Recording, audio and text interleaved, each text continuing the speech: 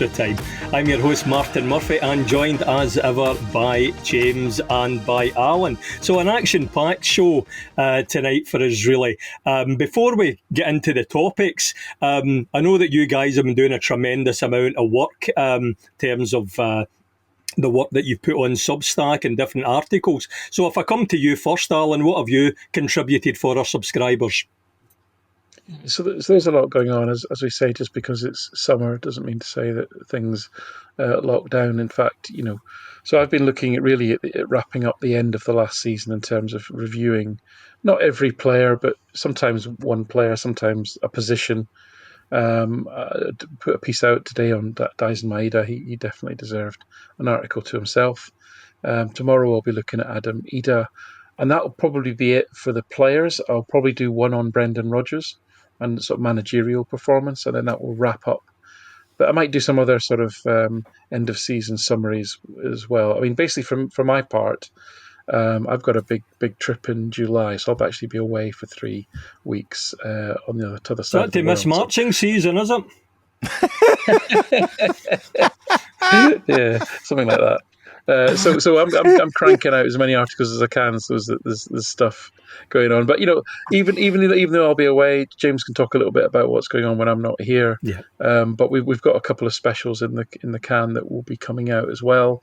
And as I say, the intention is to keep the cadence going. There'll be probably more written work on top of the usual podcasts throughout the summer. So please join in, and please, if you like what we do, please refer your friends as well to thehuddlebreakdown.com. Absolutely. And I know that you've been very industrious as well, James. What have you been adding? Well, Alan's doing the serious work. I do the cheap tabloid clickbait garbage around the transfer Excellent. market. So so I'm on that beat. So I've come straight out of the Daily Record and the Sun in order to. So I'm just following their models. No. So I basically I continue to build on the recruitment benchmarking, performance benchmarking exercise that I started a few years ago, and I continue to kind of tweak it and refine it and mess about with it, trying to extract signals from the noise type of thing. So that's an ongoing process, but basically every reasonably rumored Celtic signing, I usually run through the grinder. I've been beginning to track all Rangers and Hearts signings as well. Rangers I've always done as a kind of a summary. I shouldn't say always. The last couple of seasons I've done them as a summary, as a one-shot thing. Because of their obvious shift in regime and the intrigue around that, understandably, and our vested interest in how good they might be or might not be, I'll probably do that a little bit more proactively over the summer. And because of the Bloom angle and the intrigue around that's as much my own personal obsession as anyone else being interested. So I've started doing those players as well as they sign them. So there are going to be a ton of content around the recruitment rumors and then ultimately the signings, as well as my weekly column. I'll continue to crank. Last week I didn't do it because just there was so much. I mean, we had that orgy of I think 4 or 5 rumors that all hit within a couple of days. So back to the normal beat on more esoteric, analytics oriented that I tend to write about in my weekly column. But those will come about. And I mean, the friendlies are coming about in 10 days or something. I don't know. 2 weeks we'll have friendlies. Yeah, the one in Cork, and from there we'll start getting into covering and analyzing the friendlies as they roll out.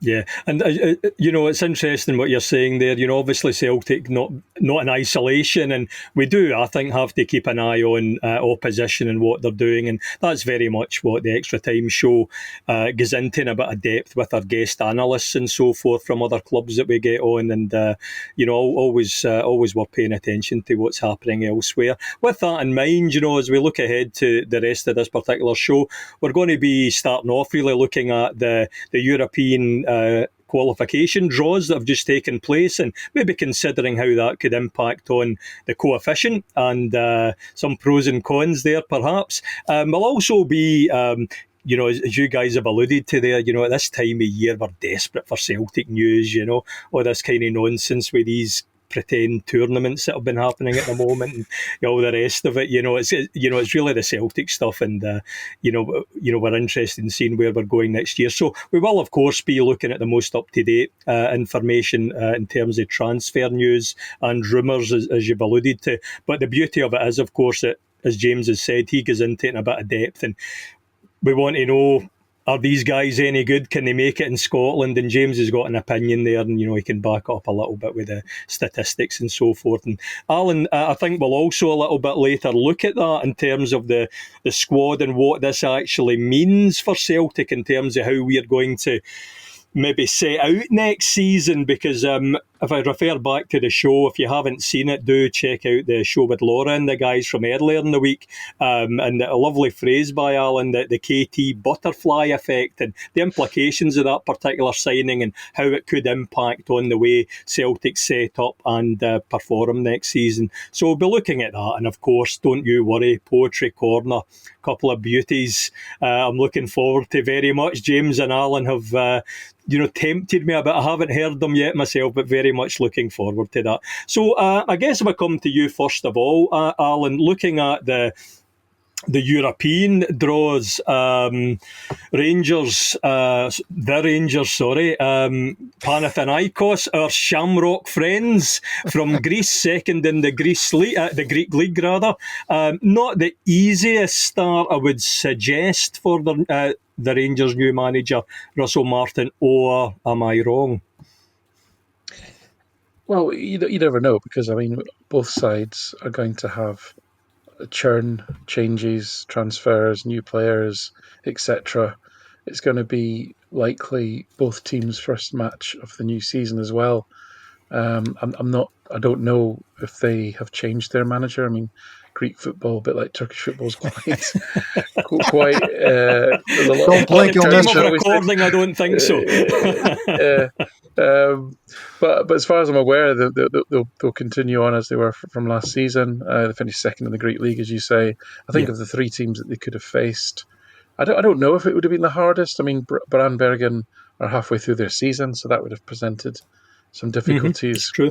Servette, from what I've seen of Swiss teams, especially those outside of young boys, and probably Basel a few years ago, they're not terribly strong. So that probably would have been the easier of the ties. But it depends on where they are. Obviously we're into another trophy-laden summer of signing wins over at Ibrox, and new season cups and all that sort of stuff, pre-season. Oh, they still hold the best pitch trophy, don't they? And we're obviously trying to improve ours now to compete with them for that. Absolutely, we're kind of championship level on that one for sure. So listen, there's a lot of unknowns there, but it's clearly a tough one. Just simply going to Greece. It's bloody hot enough here in Sheffield. I think it's going to be absolutely roasting in Greece at that time of year to be playing football. Did you go to Seville, Alan?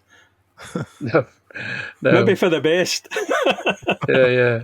Well, I think we had a 2-year-old at the time and another one on the way. Okay.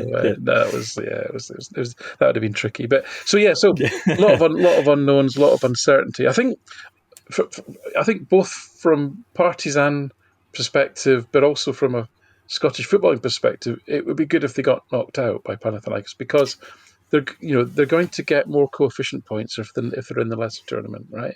If the Rangers somehow got through to the Champions League, in a sense, it would be a disaster. It would be good for them from a money perspective, but it'd be kind of a disaster for Scottish football from a coefficient perspective. We need those teams in the lesser competitions. Ideally, we want to get 3 or 4 teams in the Conference League group stage. That's what I do.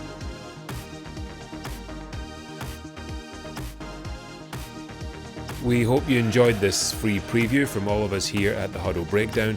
We know you have options, and we really appreciate you tuning in. To hear the rest of this episode and for much more Huddle Breakdown content, head on over to www.huddlebreakdown.com. We hope you consider subscribing. Thank you.